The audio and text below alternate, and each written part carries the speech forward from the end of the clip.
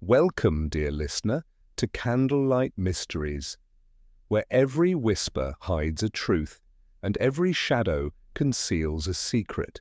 Tonight, as the wind sighs against the glass and the flame trembles low, we invite you into another tale of suspense and candlelight. Let the mystery begin. The rain had begun without warning. A soft drizzle at first, it soon grew into a ceaseless downpour that lashed against the ivy-clad walls of Greystone Manor, a house so old it seemed to breathe with the weight of its own history. From the outside it loomed like a sleeping giant on the cliffs above the village of St. Mary Mead, its windows shuttered and dark save for a single light that burned faintly in the library. It was said that the house had not known laughter for decades. Since the death of Lady Agatha Weatherby, whispers had clung to its halls, whispers of footsteps heard when none should be walking, of doors closing softly in the night, of a faint music box melody echoing down the east corridor where Lady Agatha had died. And now, on this tempestuous October evening, the villagers spoke of it again. At the Black Finch Inn, a low fire sputtered in the hearth while old men in damp coats muttered over their pints. "Lights again, I tell you," grumbled Tom Hollis, the stable hand. "In the window by the west wing." "Near midnight?" "Same as before." "Nonsense," replied Reverend Pritchard, though his eyes betrayed unease. "Place has been empty for years." "Only the caretaker remains, and he's deaf as a stone." But even as they spoke, the light at Greystone flickered, once, twice, then went out entirely. By morning, the caretaker was found dead, slumped over his desk in the library. His expression was frozen in terror, his eyes wide as if he had seen something impossible, and on the desk before him, in a circle of candle wax, lay a small silver key and a note written in a trembling hand. "She walks again." From her cottage by the lane, Miss Jane Marple watched the police car crawl up the winding road to the manor. Her knitting needles paused mid-click as she peered through the rain-specked window. There was something in the air, a heaviness that pressed upon the heart. Miss Marple had lived long enough to know that every ghost story began with something far more human than hauntings. And so, as thunder rolled across the moors and the candlelight flickered upon her gentle features, she whispered softly, "It begins again." The flame in her lamp quivered, as though the house itself had heard her. Chapter. The rain withdrew like a disgruntled guest by mid-morning, leaving the hedgerows glossy and the lane pocked with mirrors of sky. Greystone Manor rose ahead in slate-coloured dignity, its gables sharply bitten against the washed blue air. One police car was already outside the wrought-iron gates, its tyres sunk into wet gravel. Beyond it, a second vehicle strained up the incline, coughing in protest as it came to a halt. A constable hurried to open the great front door, the hinges issuing a sound like a weary sigh. Miss Jane Marple, who had taken the bus to the foot of the drive and completed the remainder on foot, paused beneath a dripping yew to catch her breath. She was a small figure in a serviceable tweed coat, with a felt hat pinned at a practical angle and a carpet bag tucked neatly into the crook of her arm. She was not, strictly speaking, invited, but Miss Marple had the air of one whom fate, if not the local constabulary, had quietly summoned. Inside the hall, all was oak, oil, and shadow. Deer antlers splayed against the panelled walls. A grandfather clock stood like a black-robed witness. The constable at the door, young, pink about the ears, and conscious of the damp, started slightly at sight of Miss Marple, then recognized her with the defeat of a man who has encountered her before on official business. "Oh, good morning, Miss Marple." "Inspector Slack's not yet arrived, but Sergeant Oates is—" "That is quite all right," said Miss Marple with a sweet smile. "I will keep out of everyone's way, my dear." "I only came because, well, One hates to think of the old place in such distress. And poor Mr. Draycott, he was a careful man. Careful men do not die of fright without cause. Name's been given as Draycott, yes, ma'am, the constable murmured, looking uncomfortable. Caretaker here since before my time. Miss Marple's gaze roved with mild curiosity. The hall smelled of damp velvet and extinguished candles. Before any of our time, I suppose, she said lightly. Greystone has the air of having outlived us already.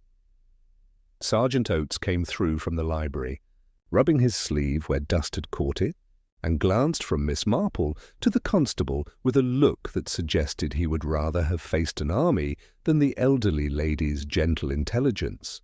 "Mrs. Marple," he said with a nod. He never quite got the miss right. "This is a police matter, you know."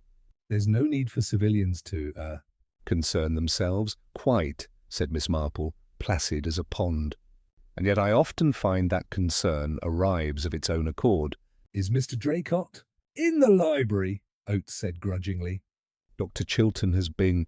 He'll file the certificate presently. Shock, most likely." Hart gave out. We found a candle burned nearly to its base by his elbow. Bits of wax and a small key, silver, set in the puddle as if it had been, well, arranged. "The key," Miss Marple repeated softly. "And a scrap of writing," Oates added.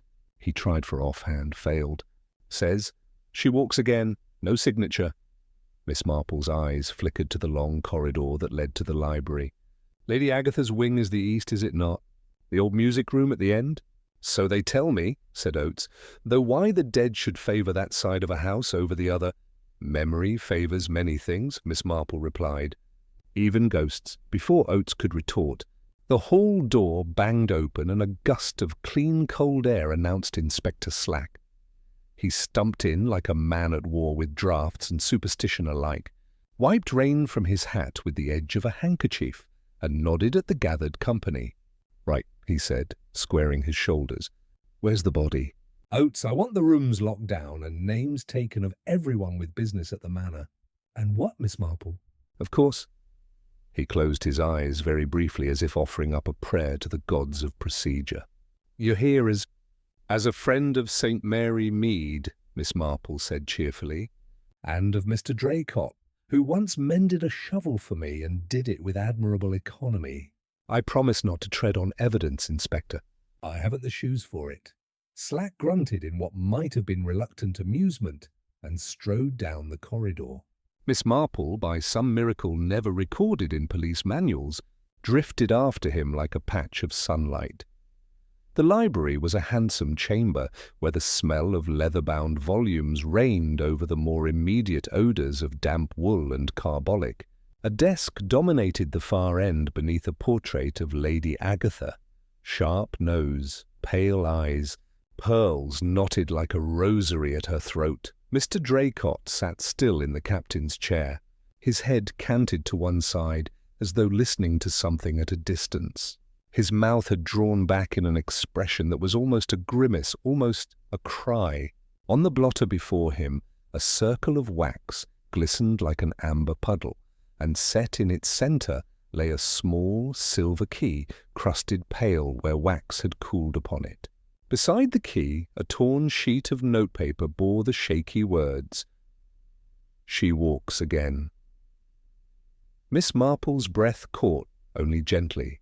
She had seen death before too often for melodrama. A draught troubled the candles in their sconces, making the shadows blink. One uncurtained window gave a view of the soggy lawn where black rooks strutted with the indifference of undertakers. Dr. Chilton, a brisk man with kind hands, turned from the hearth. "No signs of struggle?" he said to Slack. "No marks upon the person?" "The heart, I think." "He was what, 70? 72? At that age, a fright can do it, and fright he had in plenty." "What provided the fright?" Slack demanded. "A whispered warning?" "A sheet flapping in a corridor?" "Ghosts, Doctor, do not sign their own calling cards." "Ghosts," the doctor returned, "do not need to. The mind supplies the rest." Miss Marple moved a fraction closer to the desk, careful of the floorboards. "A faint, Sweet odour touched her senses, something floral, powdery, the ghost of a perfume. Violets, no? Something older, Oris. Her fingers, concealed in her sleeve, folded upon themselves. Mr. Draycott was careful, she said, more to herself than to the room. He would not handle wax idly upon his papers. We found the candle guttered there, Oates said, pointing. No candlestick. Not one that fits that puddle anyway. And who else has been in and out of this room? Slack asked. There's the housekeeper, Mrs. Bletchley, the gardener, Arthur Cobb, a maid, new girl, Rosie Kitson. The solicitor came yesterday afternoon, Pembroke of Hadley and Rook, and there's family. Sir Lionel Weatherby is expected, the late Lady Agatha's nephew. The family, Miss Marple murmured. They are the only ghosts that never leave their houses. Slack shot her a look, irritated perhaps, and yet attentive. We'll take statements.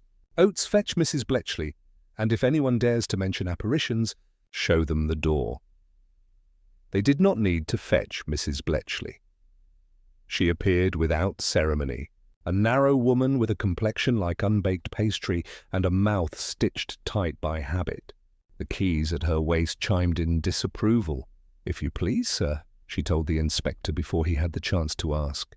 Mr. Draycott was not one to play with candle wax. He was tidy to a fault.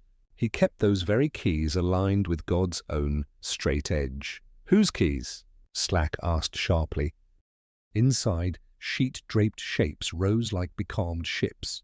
A grand piano, its keys veiled in gauze, held within its long belly the muteness of years. On the mantelpiece sat a music-box ballerina, one slipper chipped, her arms forever lifted to a partner who had never arrived. The window's curtains stirred despite the stillness. Miss Marple's eye fell upon a darker patch on the floorboards by the far wall, a discoloration in the shape of a rectangle where a small piece of furniture had once stood. There was a cabinet here, she murmured. Once, Mrs. Bletchley, at Slack's shoulder like an ill-tempered guardian angel, sniffed. Lady Agatha kept her hymnals there, she said, though it sounded like invention. Did the knocking come from this room? Slack asked. Mrs. Bletchley's keys trembled. From the wall, she whispered. Slack rapped the panel experimentally. The sound came back hollow, then solid, then there. A duller note beneath the window frame. A void, he said, satisfied. Old houses always have them. Nothing in a void but dust and spiders. Sometimes, Miss Marple thought, there are the things we put away and the selves we do not like to visit. She stooped, slowly, minding her knees, and picked up something nearly invisible against the skirting, a pearled pin, the sort used to fasten a veil. It was bent slightly as if in haste. She held it out on her palm to Slack. He looked. Dropped by the maid. Rosie does not wear veils, said Mrs. Bletchley, with unexpected sharpness. Nor pearls, Miss Grey? Slack suggested, glancing at Eleanor. Eleanor startled. I never... Her hands flew to her throat, then fell, ashamed of the instinct. No, I do not possess such things. Sir Lionel's expression flickered. Annoyance, concern, calculation. Enough of trinkets, he snapped. Inspector, you will conduct your business quietly. The family has endured enough spectacle. Slack's reply was forestalled by a sudden, low sound threading the air. A music box tune, cracked and hesitant, like a voice waking after long sleep. The ballerina on the mantel made a brave half-turn and shuddered still. Everyone in the room stood motionless, listening to that thin thread of melody cling to the silence, then break. Cobb crossed himself. Mrs. Bletchley muttered, "There it is again." "There what is again?" Slack demanded, though even his voice wore a coat of caution now. "The lady," Mrs. Bletchley whispered. Her song. It is mechanism, Slack said flatly, and marched to the mantel. He examined the ballerina, opened the box, and found nothing odd that could be seen by a man intent on maintaining skepticism. Still, when he closed the lid, the faint scent of orris rose, delicate, ancient, indisputable. Miss Marple stood very still. I have smelled this before, she thought, on girls going to dances many years ago, on widows who keep their husbands' letters in ribboned bundles, On a lady who believed that scent could summon time like a servant. The memory came back with aching clarity, a village fete, a pavilion of white bunting, a young woman with pale gloves and eyes that looked always to the horizon, Agatha Weatherby, before she learned to be Lady Agatha. She wore orris that day, the lightest veil of it, as if she were already half a ghost. Slack set the music box down and turned to the company. "No one touches this room until I say so," he ordered. "No one. Oates, station a constable. Bletchley, keep your staff to the kitchen and the west wing." Sir Lionel took a step towards the door, and then, as if remembering something, returned to the mantel. His hand hovered above the ballerina, not touching, only measuring air. A flicker of longing crossed his face and was gone. "Do what you must," he said shortly. "I will be in the study." Eleanor lingered. "Mr. Draycott was kind," she said quietly to Miss Marple, when the others had drifted away. "He kept seed for the finches in winter. He said the house was too large for one man and a flock of birds, but he tried to please both." Her voice faltered. "He told me once he heard her step." "Whose, my dear?" Miss Marple asked in the voice that had coaxed confessions from stubborn cucumbers at garden shows. Eleanor's gaze returned to the portrait visible through the open door. "Lady Agatha's," she said, scarcely above a breath. "Only in the end—" She pressed her lips together. "No, forgive me. I ought not repeat things said in sorrow." Miss Marple smiled tenderly. "Sorrow is the only confidant we all share," she said. "You may trust a friend of birds, Miss Grey." Eleanor's hand trembled as she smoothed her skirt. "Then only this. Mr. Draycott believed there was a letter hidden in the house." "A letter that—" "That could set one part of the family at rest and another in uproar." He would not say more. "He said the letter had been locked away with the lady's music. He said he had not the key." "The silver key," Miss Marple murmured. Eleanor's eyes widened. "You know of it?" "Only that it exists, and that the dead man had placed it in wax before him, as if to declare what, I wonder? Declaration is not the same as discovery." Footsteps approached, the firm, unfriendly tread of Inspector Slack returning. "Enough," he said. "Miss Marple, I must insist you leave the investigation to men whose job it is to keep their heads. The coroner will attend. Meanwhile, we are to take statements." Miss Marple's expression was one of perfect meekness. "Dear me, yes. Statements are splendid things. They place our words in straight lines. It is not their fault that truth prefers the crooked lane." Slack pinched the bridge of his nose. "I shall pay for these remarks in my sleep, I know it." He looked at Eleanor with a sudden gentleness that surprised even himself. "Miss Grey, are you lodging here?" "For the moment," she said. "Sir Lionel has asked me to assist in some house matters until the trust is settled." "See that you are not alone," Slack said, almost awkwardly. "People hear things in big houses." "They imagine things." "It would be better if you kept a company."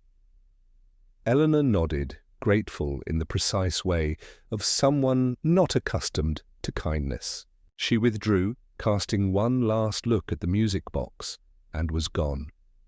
When the room had emptied, Miss Marple lingered at the threshold. She traced the air with her eyes, over the missing cabinet's imprint, the window's lock, the scuffed board where feet had turned too often, the faint smear upon the skirting that might have been candle grease or finger. She took in the small domesticities of fear, the way Mrs. Bletchley's keys had chimed near the void, the way Arthur Cobb had cleaned his boots too well, the way Mr. Pembroke's gaze had skimmed the desk and snagged, just once, on the note before slipping free. And she felt, deeper than thought, the house's long, slow inhale. A letter, a key, a song, and a man dead of fright, or of something that walked with fright's quiet shoes. Back in the library, the grandfather clock said noon with 12 austere strokes, Outside, the rooks lifted and broke like little scraps of black paper in the clearing sky. Miss Marple drew up a chair beside the cold hearth and folded her hands as if to pray. If I were a letter, she thought, and if I could ruin or redeem, where would I sleep? In music, the man said. With Oris for a pillow, somewhere a lady once kept her heart, somewhere a key might fit at last. She looked up at Lady Agatha's portrait, the eyes that refused the room, the pearls that weighed more than prayer, and felt, for the briefest and oddest moment, as if the painted woman were listening. Now then, Miss Marple said to the air, as if to a recalcitrant child.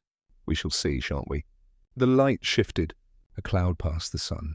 In that thin dimness, the silver key on the blotter flashed once, like the wink of a secret, and the house, which had seen so much, settled itself to wait. Chapter. The following morning dawned pale and exhausted, the mist curling about the chimneys of Greystone Manor as though reluctant to let go. The moors stretched beyond in a grey melancholy, their silence broken only by the occasional call of a rook or the distant echo of church bells from St. Mary Mead. Miss Marple arrived once more at the manor, ostensibly to offer condolences, though Inspector Slack's sigh upon her appearance suggested he knew better.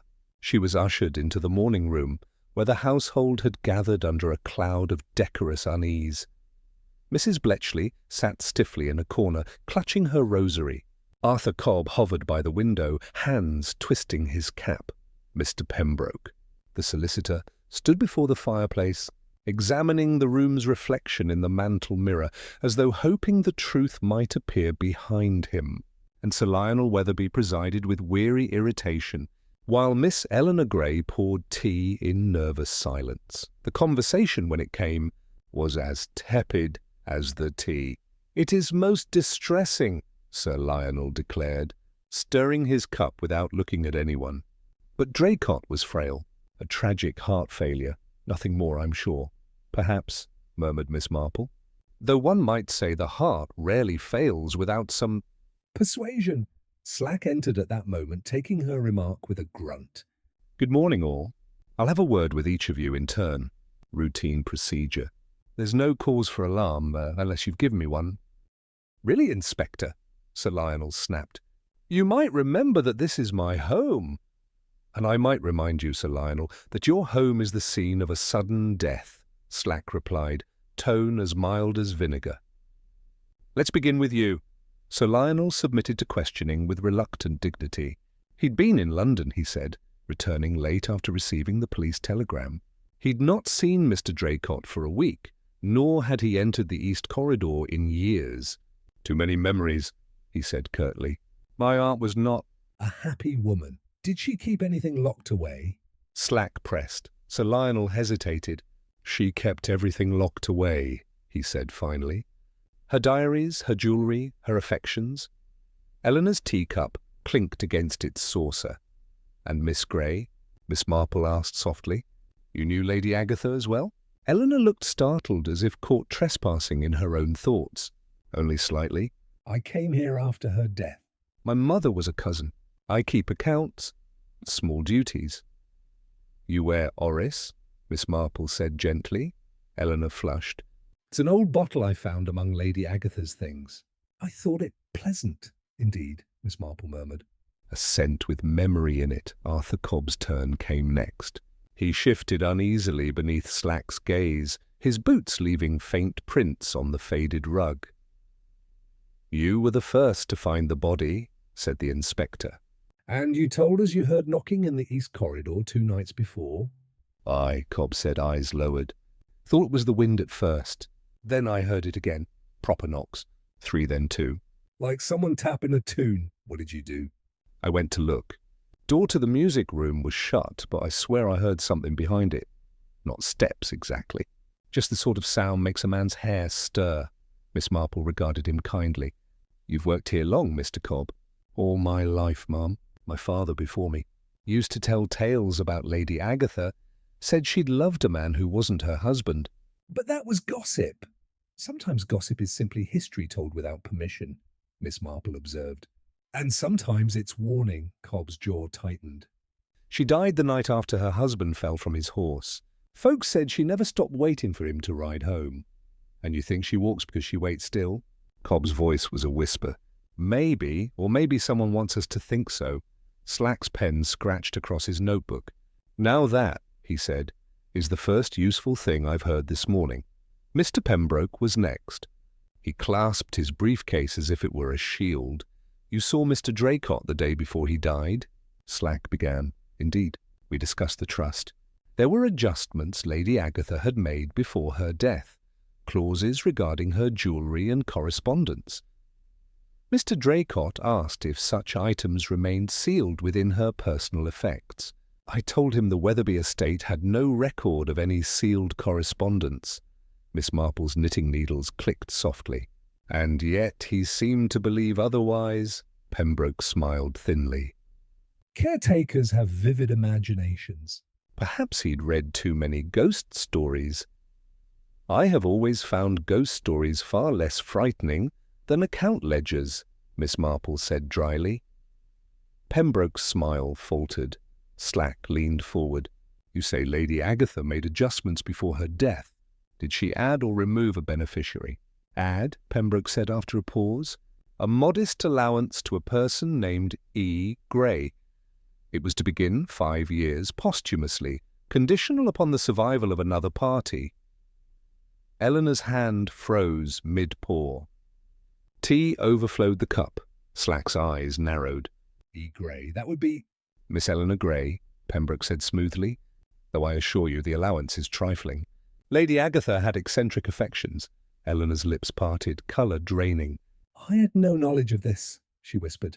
I would never... Miss Marple touched her arm. Of course not, my dear. But perhaps Lady Agatha wished to make amends. Sir Lionel rose abruptly.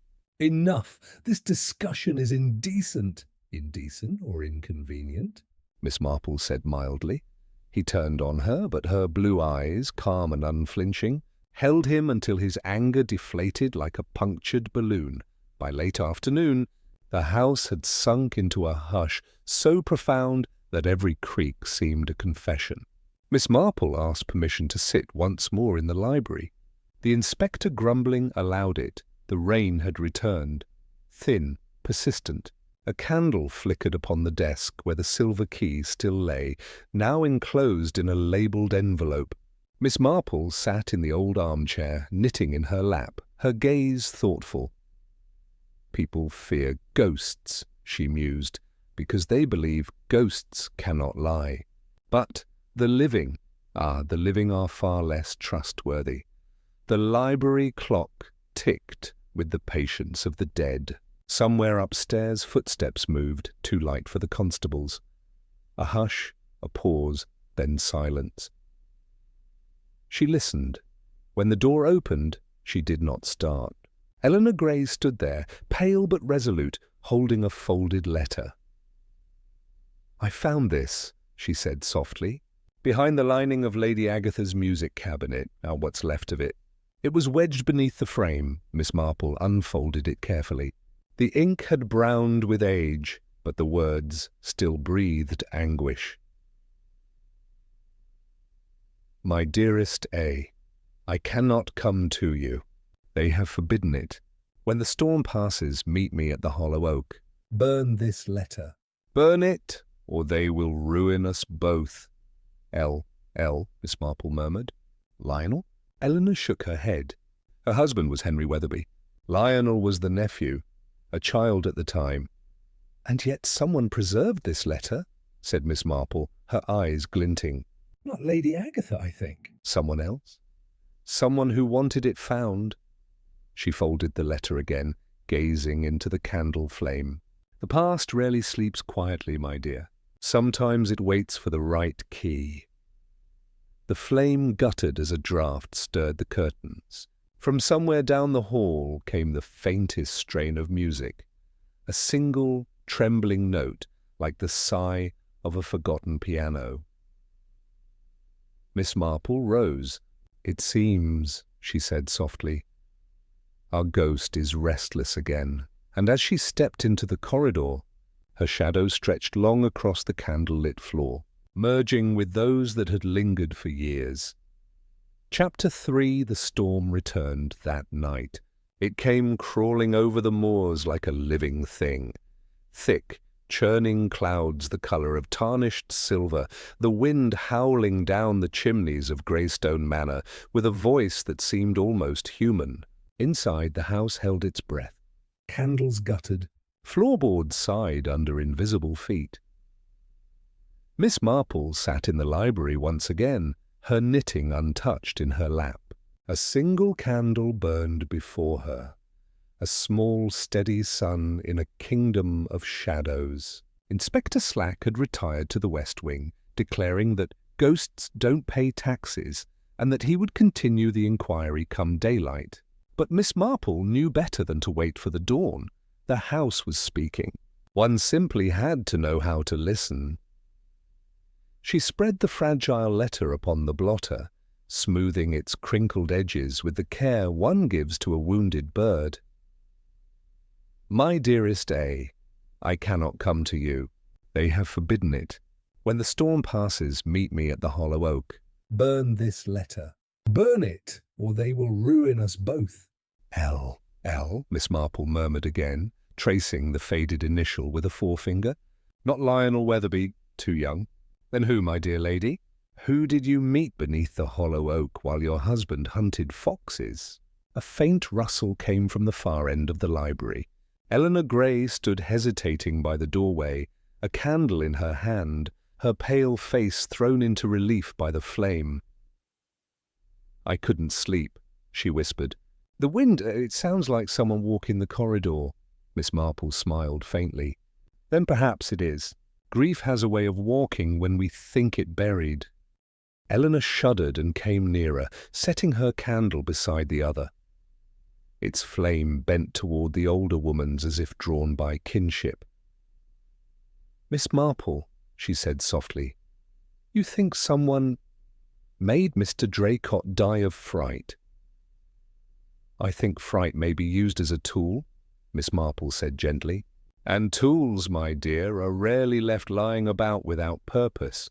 Eleanor clasped her hands. Then whoever did this, they wanted something found or hidden again. Miss Marple looked up. The silver key, she said simply. It was left as a sign, not for the police, but for someone who would understand it. The next morning brought a fragile calm, one of those mornings when the air itself feels tentative, as if afraid to stir too much of the night before. Inspector Slack was already pacing the hall, moustache bristling, notebook in hand. I've had men search the cellar, the attics, every room save the east corridor, he said. There's nothing here but drafts and sentiment. Miss Marple said mildly. And yet sentiment, Inspector, is often the most dangerous substance of all. It leaks through keyholes. Slack sighed. You've that look again, Miss Marple, the one that makes me fear paperwork. She smiled. I should very much like to see the void in the music room once more. They went together, Slack, Miss Marple, and young Constable Hill, whose courage seemed inversely proportional to his imagination. The morning light filtered through the high windows, pale as milk. The void in the wall was as they had left it, sealed behind faded panelling, a single nail gleaming faintly where a cabinet had once stood. Now then, said Slack, rapping the wood. Hollow as a politician's promise. Would you mind? Inspector, Miss Marple said sweetly, if we loosen that panel just a little? Slack muttered something about eccentric spinsters and signalled the constable. With the aid of a screwdriver and a little persuasion, the panel gave way. A breath of cold air exhaled from the darkness beyond, and with it a faint scent, unmistakably of orris root.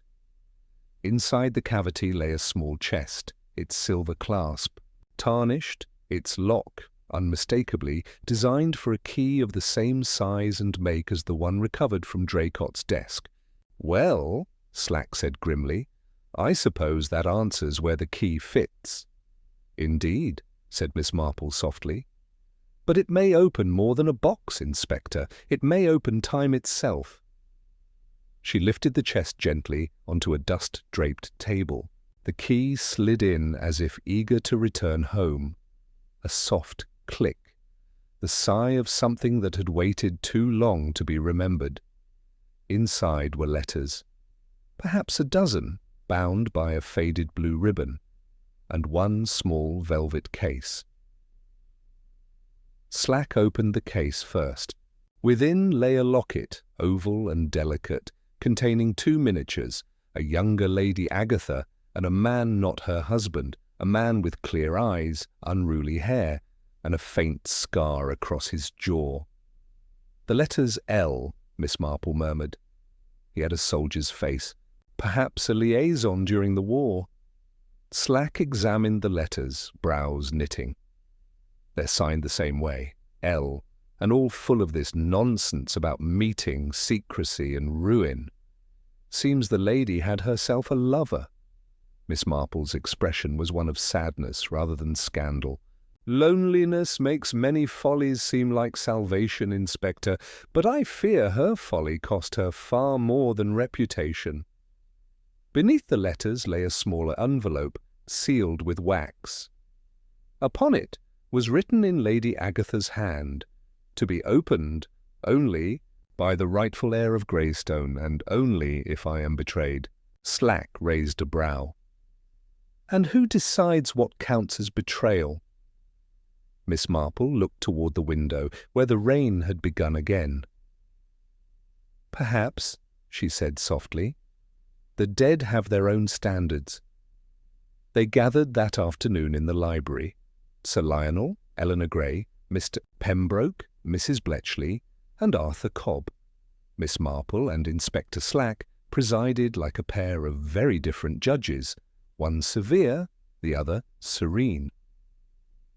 "This chest," Slack began, "was found in the music-room wall, contained letters, intimate letters, between Lady Agatha and a man she called L.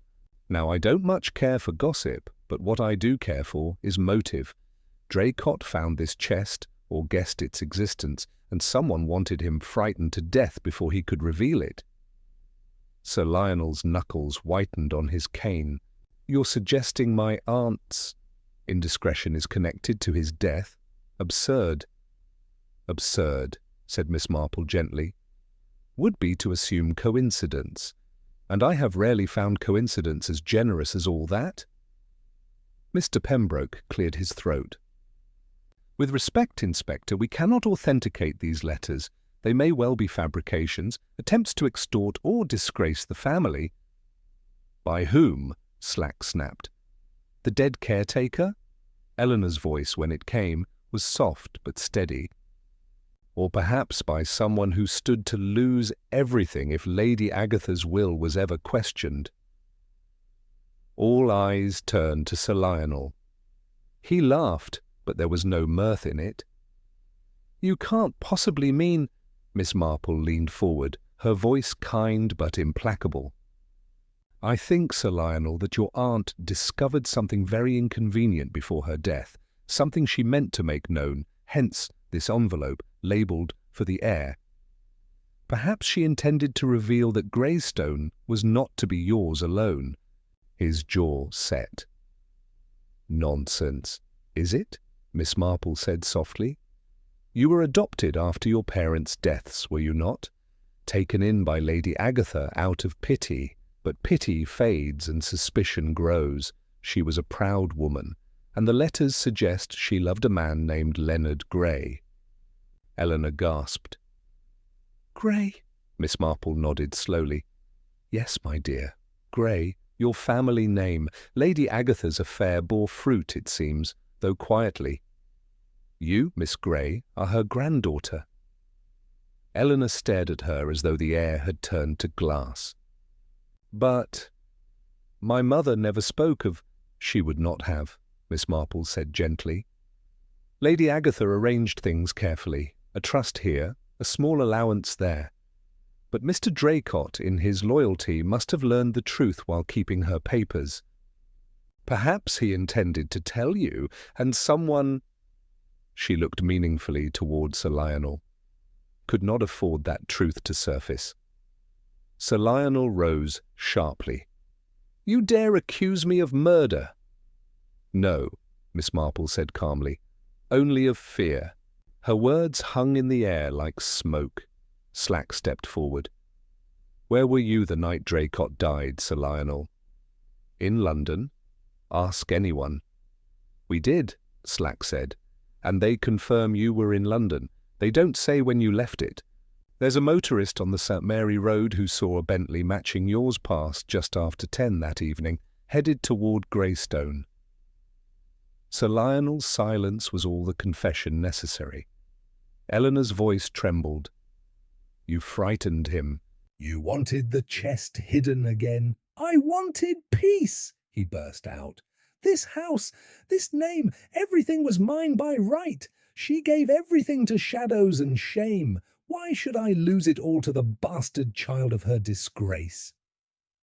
Eleanor flinched as if struck. Miss Marple's eyes glistened with sorrow.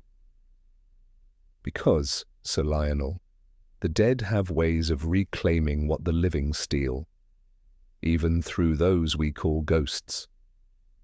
There was a sound then, faint but unmistakable, the music box melody from the east corridor, slow, cracked, sorrowful. The ballerina turned her half-circle and stopped. Everyone turned toward the sound. Sir Lionel's face blanched. "Stop it!" he shouted. "For God's sake, stop that song!" But the tune went on, fading only when his voice broke into sobs. When silence returned, it was Miss Marple who moved first.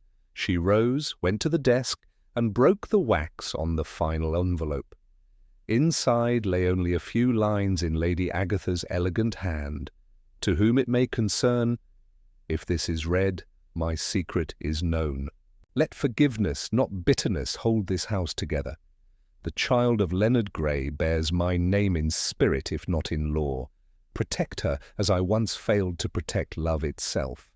The note fluttered from Miss Marple's hand to the floor, where the candlelight caught it like gold. Sir Lionel sank into a chair, his face grey as the manor walls. "What now?" he whispered. Miss Marple looked toward Eleanor. "Now, my dear, the truth is yours to do with as you will. But remember, justice and vengeance are never the same thing." Eleanor's eyes filled with tears. "I want none of it," she said. "Let Greystone rest. Let her rest."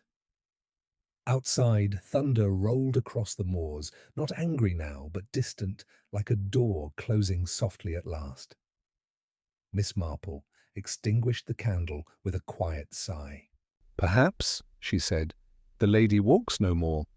But as they turned to leave, a faint scent of orris drifted through the air once more, gentle, wistful, and gone before anyone could breathe it in twice. Chapter 4. The following evening drew its veil over Greystone Manor like a final act awaiting revelation. A restless dusk settled upon the moors, the kind that makes every tree a silhouette, every shadow an accomplice. Inside, the grand hall was lit only by the subdued flicker of candles. The air held its breath, scented faintly with wax, books, and that unmistakable trace of orris that seemed to linger wherever Lady Agatha's memory passed. Inspector Slack had returned from the village with confirmation of what Miss Marple already suspected. Sir Lionel's alibi had collapsed. His motor car had indeed been seen at the crossroads on the night of Mr. Draycott's death, its headlights cutting through the mist toward Greystone. Slack stood now in the library, restless, the veins in his temple pulsing. "We have the evidence, Miss Marple. Motive, opportunity, deceit. The man tried to frighten Draycott into silence and killed him with his own fear. What more do we need?" Miss Marple, sitting serenely beside the cold hearth, looked up with that mild, devastating gaze that always preceded revelation. A motive tells us why, Inspector, but it is truth that tells us who. Slack frowned. Are you suggesting Sir Lionel didn't do it? I am suggesting, said Miss Marple gently, that truth often borrows the appearance of guilt, particularly when guilt so conveniently fits the shape of our expectations. She turned toward the window where rain had begun again, whispering against the glass. There is still one note left in this symphony, Inspector. It has not yet been played. At Miss Marple's request, everyone was summoned to the library. The great clock struck 8, each chime landing like a heartbeat. The company assembled reluctantly, their faces pale and drawn. Sir Lionel rigid in a high-backed chair, his cane trembling against his knee, Eleanor Gray, hands clasped before her, every flicker of candlelight reflected in her anxious eyes. Mr. Pembroke, outwardly composed, but too careful in his stillness. Mrs. Bletchley, lips pinched, clutching her rosary as though to ward off the living.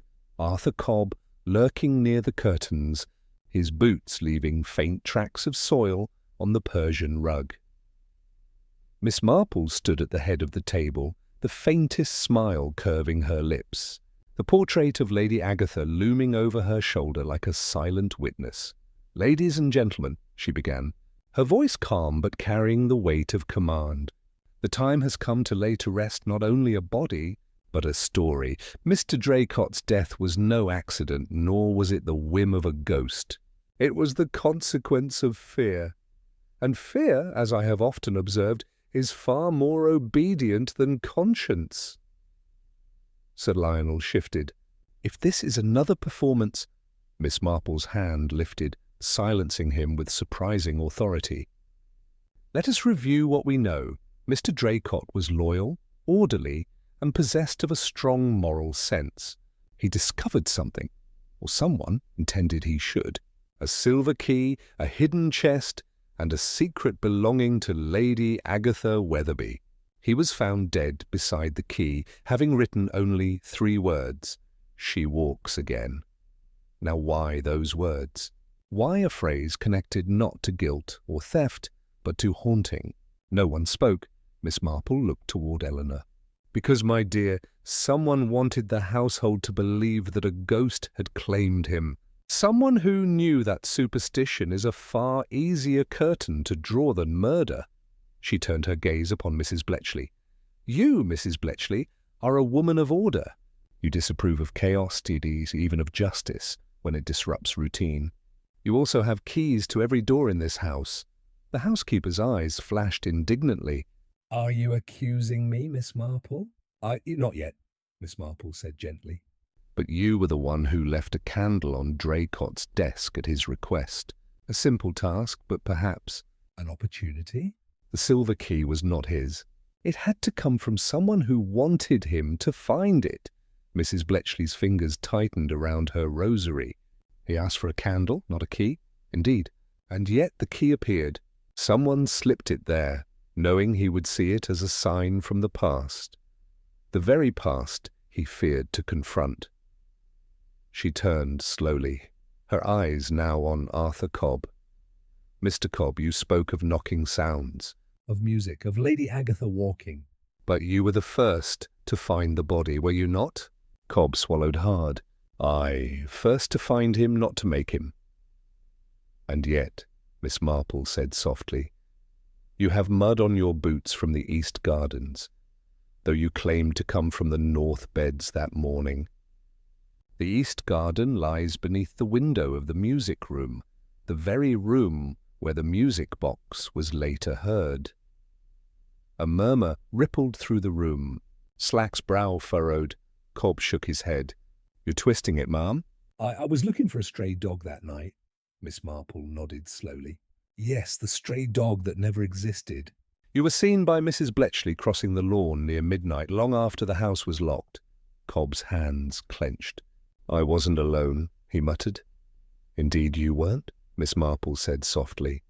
"You had help, or rather you were helping someone else. someone who needed your strength and your silence.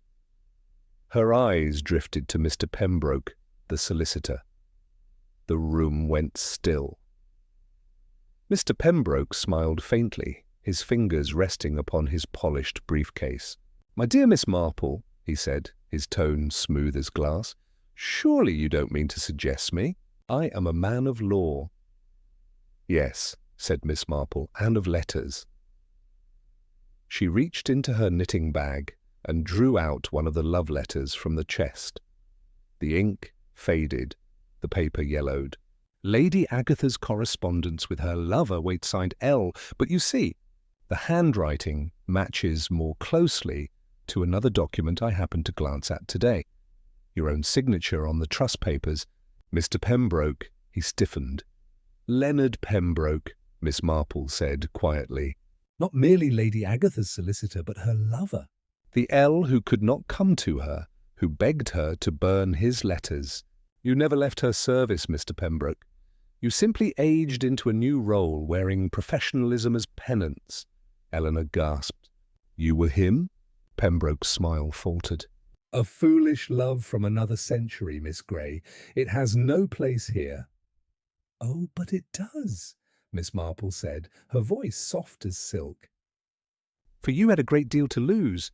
Lady Agatha's hidden confession as her final letter would reveal you as both her lover and the father of her illegitimate child.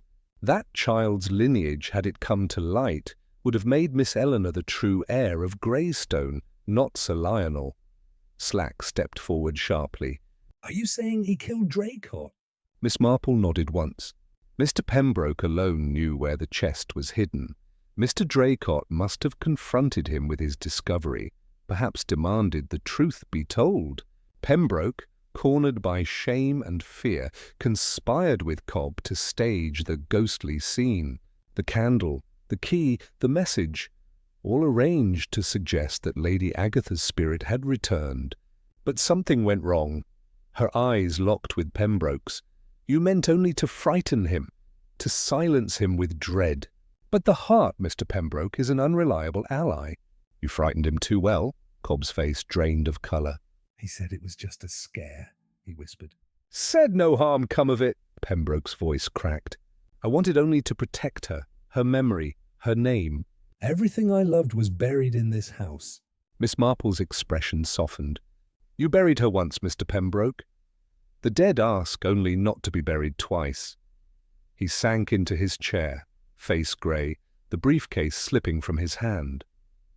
The faint sound of rain filled the silence like applause for tragedy.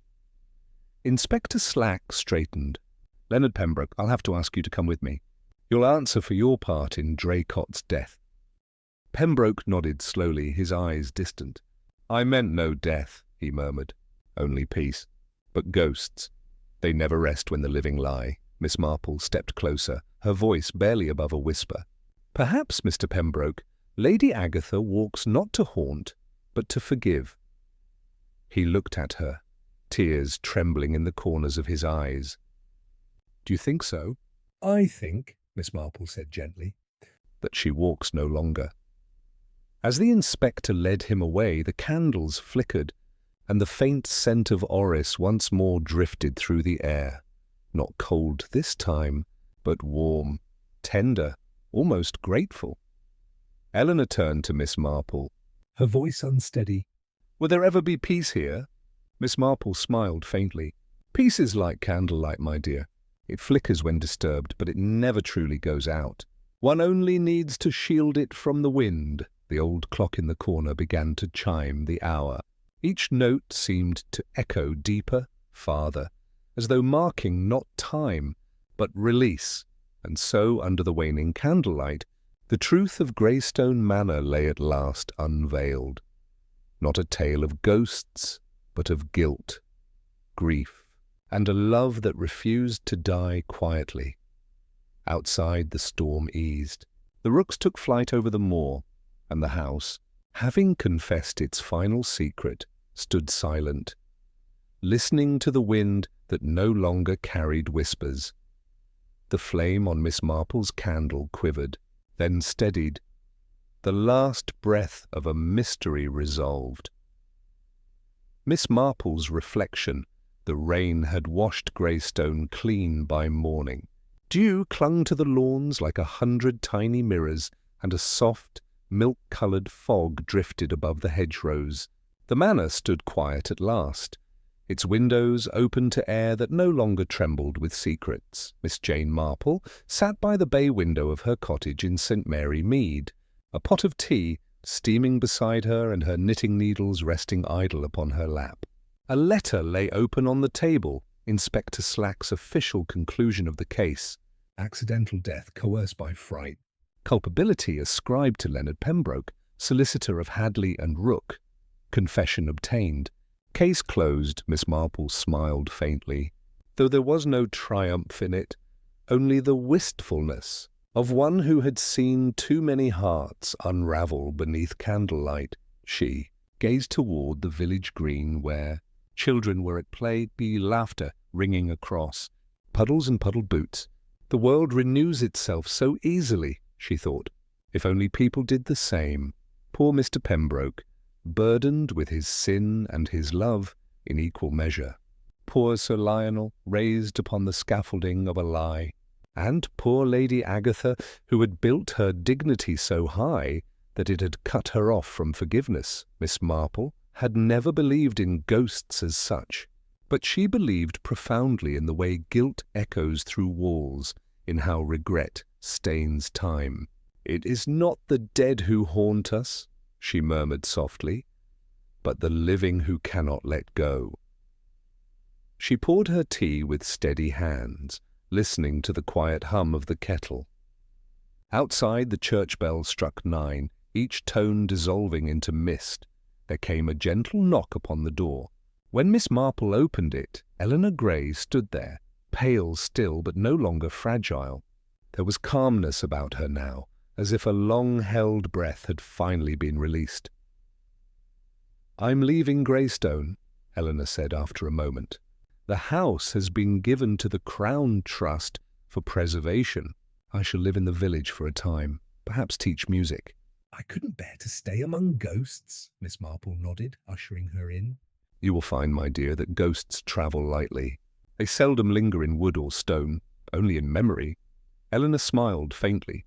"Do you think she forgave him?" "Lady Agatha, I mean." Miss Marple's gaze drifted toward the window. The morning light poured across her knitting basket like a blessing. "Forgiveness is not always an act," she said softly. "Sometimes it is simply stopping the haunting." Eleanor reached into her coat pocket and drew out a small velvet case, the locket from the chest. "I thought perhaps you should have this," she said. Miss Marple shook her head. "No, my dear, keep it. Let it remind you not of their sins, but of their courage. To love, even when the world forbade it." Eleanor nodded, her eyes bright with tears. "You've a way of making things sound simple, Miss Marple." "Oh, not simple," Miss Marple said with a smile. "Only human." When Eleanor left, the scent of orris seemed to follow her, faint and lingering, as though Lady Agatha herself had stepped briefly into the sunlight and gone quietly on her way. Later that afternoon, Miss Marple wrote a few lines in her diary, a habit she reserved for cases that touched her heart rather than her mind. Greystone was not haunted by a ghost, but by love denied. Fear was the weapon, silence the accomplice, and pride the murderer. How curious that we spend our lives guarding secrets when forgiveness waits so patiently at the door. She closed the book gently and returned to her knitting. The needles clicked softly, a music of their own, steady and rhythmic as a heartbeat. Through the open window, the church bell tolled again, this time lighter, freer, as if the air itself had been absolved. And in that quiet moment, as the flame of her reading candle flickered low, Miss Marple whispered the line that would become her ritual farewell. And as the candle burned low, another secret met its shadow. Candlelight Mysteries Channel Message. If you enjoyed this story, dear listener, we invite you to stay with us for there are always more whispers waiting behind the curtain of night. Subscribe to Candlelight Mysteries, where every secret is revealed by the soft glow of candlelight, and every shadow remembers the truth. A pause. The candle sputters, then steadies for one last golden breath. Another secret fades. By candlelight. End of story. Nghi Tui, Miss Marple and the Ghost at Greystone Manor.